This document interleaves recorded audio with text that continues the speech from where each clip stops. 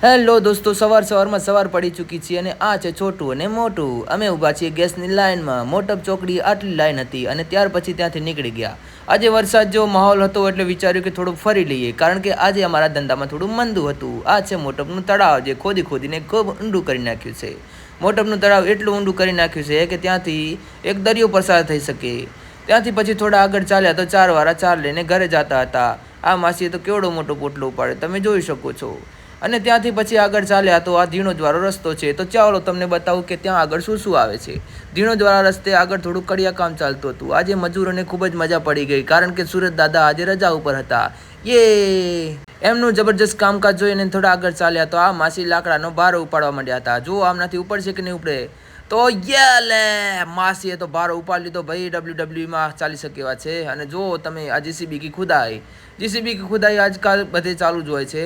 ત્યાંથી પછી અમે થોડાક આગળ ચાલ્યા તો આ એક ગામ આવ્યું જ્યાં હારીથી મોઢેરા તરફ જવાનો રસ્તો હતો. અને આ જ અમારું આઇકોનિક સર્કલ આવી ચૂક્યું છે. દોસ્તો, આ છે ધીણોજનું આઇકોનિક ટાવર. દોસ્તો, આ આવે એટલે તમારે સમજી લેવાનું કે ધીણોજ આવી ચૂક્યું છે. ત્યાંથી પછી થોડાક આગળ ચાલ્યા તો ખેડૂતની વાવણી કરવા માટે ચાલી રહ્યા હતા.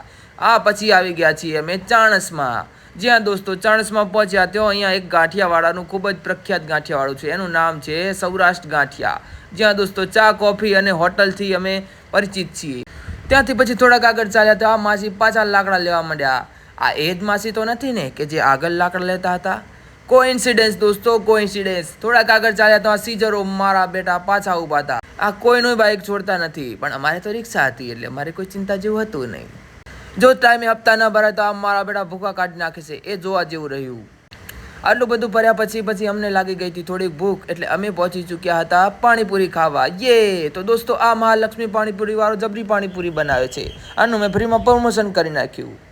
એ ભાઈનું ફ્રીમાં પ્રમોશન કર્યું એટલે યુવરાજભાઈ કે અમારે પ્રમોશન કરાવવું છે. તો પછી અમે પહોંચી ચૂક્યા પડીકો ખાવા. આ કાકો કે મારું પ્રમોશન કરશો? મૂકી દે હેડ ભાઈ, મને જવા દે યાર, મને કેટલું પ્રમોશન કરાય. ફ્રીમાં પછી એક પડીકો લઈ અને અમે હેડ્યા પાછો ઘેર.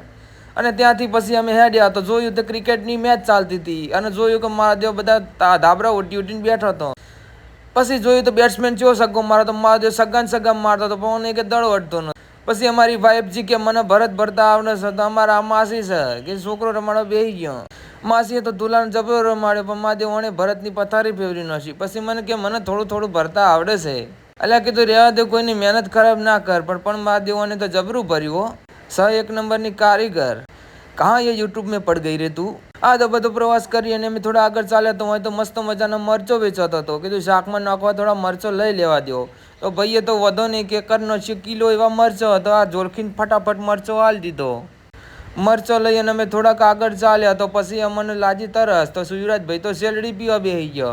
અને પછી આજનો આ બ્લોગ અમે અહીંયા જ સમાપ્ત કરીએ છીએ, કારણ કે સમયનો અભાવ છે. અમારે નહીં, તમારે. હવે આખો વિડીયો જોઈ ન હશો તો લાઈક, શેર અને સબસ્ક્રાઈબ કરતા નહીં. અલ્યા કરજો લ્યા, ભૂલી ગયો.